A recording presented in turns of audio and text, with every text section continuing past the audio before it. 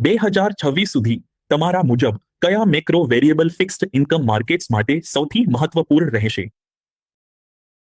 Monetary પોલિસીમાં કપાતનો સમય હવે ગયો.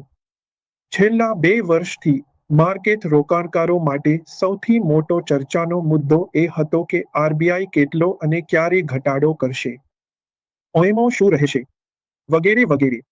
મારા મુજબ આવતા વર્ષે સૌથી મોટો મેક્રો વેરિયેબલ ફિસ્કલ જ રહેશે, કારણ કે સરકાર હવે, જેમ તમે જાણો છો, આ વર્ષથી સરકાર ફિસ્કલ ડેફિસિટને લક્ષિત કરવાથી ડેટ ટુ જીડીપી લક્ષિત કરવા તરફ આગળ વધી રહી છે. કારણ કે જીડીપી લગભગ 10% અને તેનાથી વધુ વધવાની આશા છે. અમને આ વર્ષે કોઈ ખાસ સમેકનની આશા નથી.